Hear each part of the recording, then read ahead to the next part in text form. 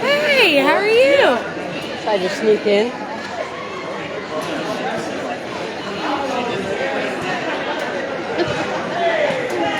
Huh? So decide to sneak in. I appreciate it. Yeah. Is Nancy and Tom gonna make it? No. No. Katie will be here probably later, about 5:30. Okay. All the time.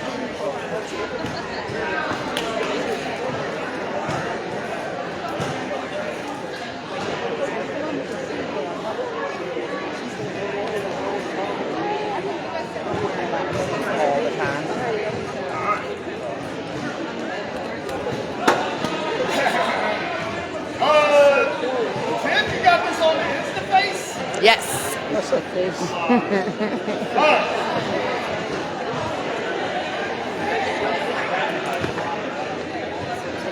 What's going on, guys? Thank you guys for coming out. I'll try to use my gym voice. But really special day for us. Our last home tournament for our 4 seniors. It's pretty cool. We have 2 members of what we call the original 8, which were like the 8 kids that showed up our very first practice. So we got Jamie and Logan were the original 8, but really, Kendall and Gabe were that next wave, like shortly thereafter. And I know when myself and Ian Lynch were kind of like dreaming about having our own basketball team, a lot of what we thought about was what basketball did for us. And like what was really important. And really we came down to like, it turned us into good people. Like fully functioning adults who their disability was like a detail about them, not like the main thing about them. So we want to provide that for our athletes. That was like our first priority, and then we're pretty competitive, so our second priority was basketball. But these 4 up here, they really exemplified that. As far as just being like good people first. When I think of them, like at this point, I hardly even think about their disability. So I couldn't ask for a better group. And we've really we've had a ton of success with our seniors and our people that we've graduated. From Kerwin, and Hayden, Gabe P, Jacoby, Nick DeQuick, Alex. So there was really a nice path set up for these guys to follow. And then we got a ton of new players this year.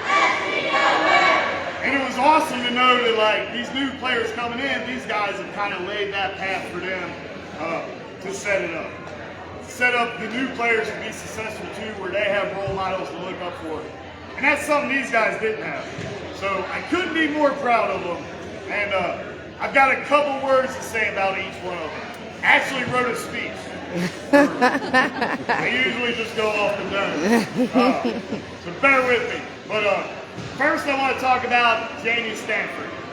So we've all heard a story about Jamie's very first practice when he wouldn't even get into a wheelchair and his sister Gretchen had to get in there and ball it up.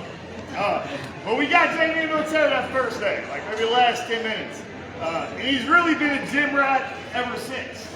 And that's a compliment.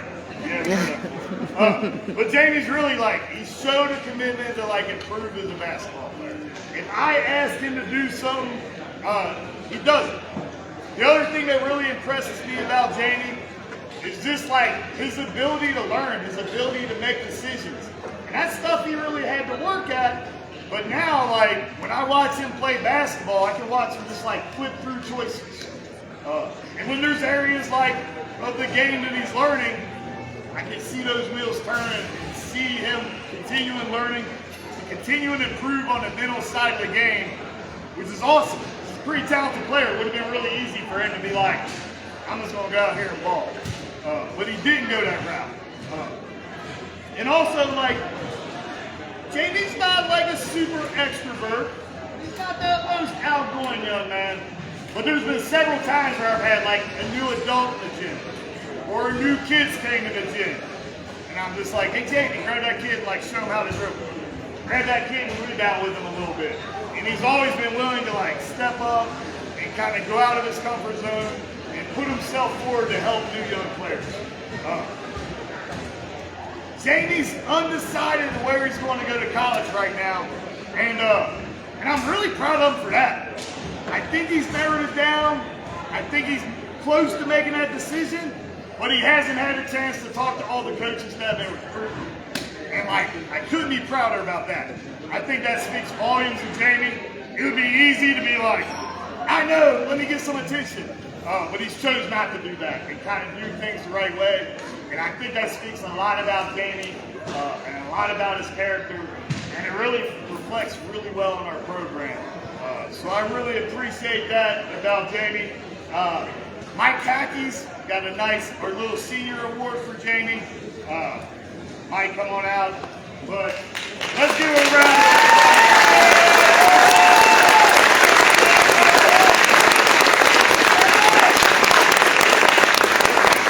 Of course, my screen locked. Next up is Kendall. So Kendall, certain players you kind of connect with for whatever reason. Kendall's always the player that when I've had a day and I get to practice or get to a tournament, I'm always Kendall, you're not going to win this. So she's the one I complain to. But I've never heard her complain. I really haven't. Kendall not really complain. And when you think about the junior point system, it probably affects Kendall the most negatively.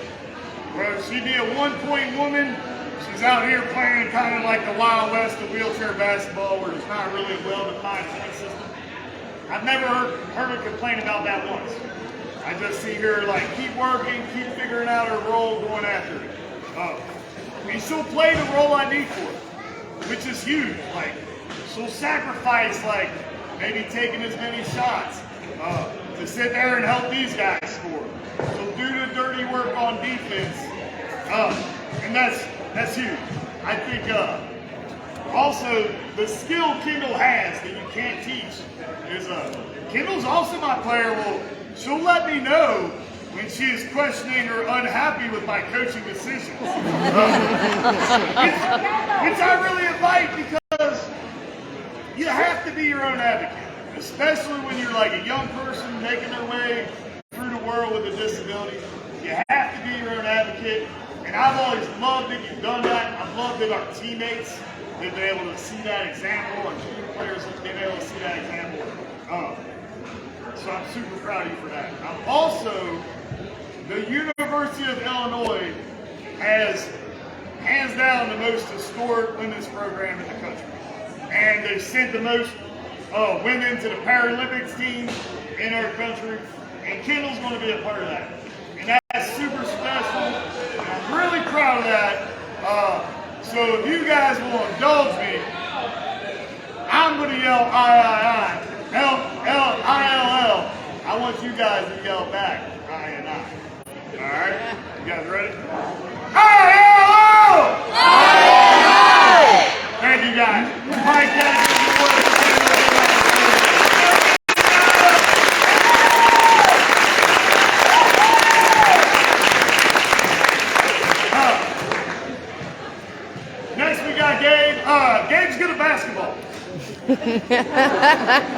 Gabe's really good at basketball. And he also got really good at basketball at a really young age. And I've been around the sport for over 20 years. And I've watched a lot of outstanding 14, 15-year-olds. You see them when they're 25 and 24 and they're the same player. They haven't grown. Because everyone's like, oh, you're really good at basketball. You're really good at basketball. I think Gabe enjoys being good at basketball, but he hasn't rested on that.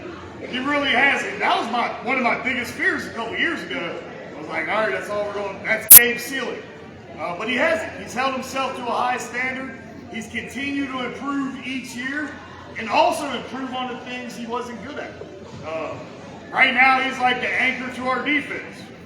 A couple of years ago, when everyone was like, Gabe's good at basketball, he was good at one half of it. But he's really developed himself into like a great, all-around, well-rounded player. And that's huge. He's also kind of taken on that next frontier of like, what's it mean to be a senior? What's it mean to be a leader on a team? And he's embraced that as well. You know, a lot of like, some people aren't extroverts. You know, they get kind of quiet when they play. Gabe's done a great job of just like getting louder and louder.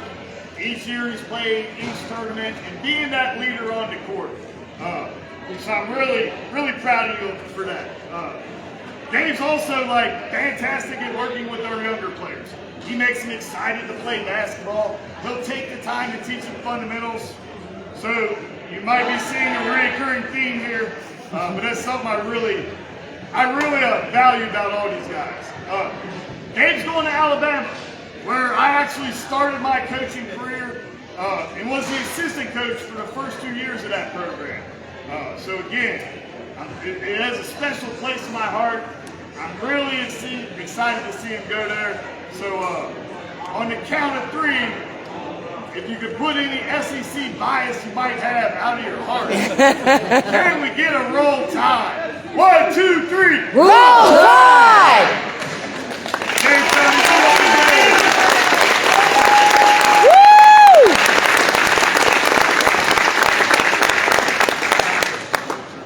Next we have Logan, who's a member of the original 8. I've always really admired like the effort Logan plays. She's fearless when she plays. She's not worried about making a mistake.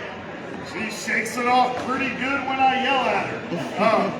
I know if like whatever Logan's going to do, she's going to be pushing hard when she does it. And I really appreciate that about Logan on the court. And Logan is also a fantastic road trip partner. As far as like kids I've taken to some tournaments, me and Logan and Mozzie and Jacoby, we've taken some pretty long road trips. And Logan's good. She's a conversationalist. Like people naturally like Logan and they're gravitated towards her. I asked these seniors to all give me like memories of each other, and every memory about Logan was just like super positive. And I appreciate that quality. The other thing about Logan that I think really speaks a lot to her is her resilience. Some of you guys will remember Dan Tice, who was one of our Royal teammates. And Dan had like a terminal illness. And it really like, he dealt with a lot of it up into his death, like right in the middle of the pandemic. But when I first met Dan, he was kind of preoccupied with that, like these negative things that kept happening to him. And as he kind of grew as a person, it affected him less and less. I was good until I looked at Jamie. But the last couple years of Dan, he really hit his stride. And he really took like every obstacle in front of him, took to his stride, put on a brave face, and really like enjoyed his life. And of the players on the team, I feel like Logan most exemplifies that spirit. Logan's had like a lot of different surgeries, a lot of different setbacks. Still puts on a brave face, still comes out ready to work, and still is like enjoying her life, and it's infectious. It affects our whole team, so we're always better when Logan's around. So super proud of you for a lot of reasons, Logan, but that one's going to carry you far. Logan's going to go to Whitewater. There's another one that might make me cry.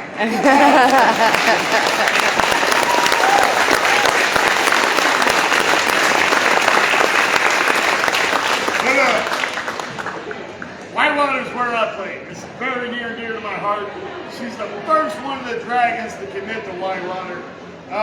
So if you guys will indulge me on the count of 3, we're going to go ole, ole, ole, ole, ole, ole. And you got to sing it. You got to put the feeling in it. All right? 1, 2, 3. Ole, ole, ole, ole, ole. Give it up for Logan.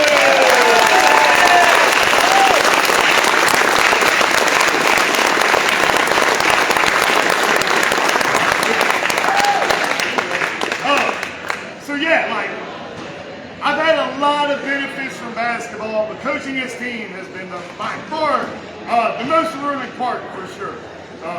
So I look forward to hopefully making these speeches for years and years to come. We've got a great crew of like juniors and sophomores and freshmen and our prepperonis, and a lot of that is from the work that these guys have put in. Also, nothing we're doing would be possible without, I'm going to name the Paralympians that have helped us in order of appearance. But we had Jake Williams, Ian Lynch, and Jaime Mazzi all coming through, helping drop their knowledge on these guys, which is awesome. It's an opportunity a lot of programs don't have. And then also our coaches and administrators, Mike Hackey, Adam Ayers, our rock stars. Mike set up this whole day today. We literally could not do without them. And then also their families, right? And my family, like, we're taking a lot of weekends off, we're traveling a lot. So without that support, we wouldn't be able to do anything. We have a great board of directors, a great donor base, tons of volunteers. But really, like, the lifeblood of our organization, now and always has been, is our parents. So I remember like that first chain of emails with the original 8. I was like, every great athlete, there's a parent behind it, like driving them to practice, taking time off work, doing all the things you have to do to make that happen, making all those sacrifices. So it's you guys that really make it run. So give yourselves a round of applause.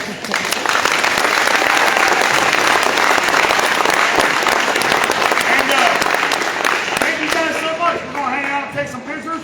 If your park all whacked, please try to fix it. It's stressing Mike out. Thank you guys so much.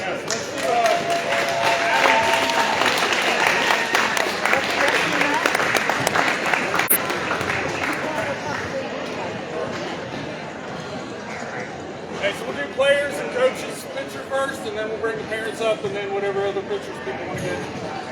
Feel free. Let's get over towards Jake, Kendall. I need to finish the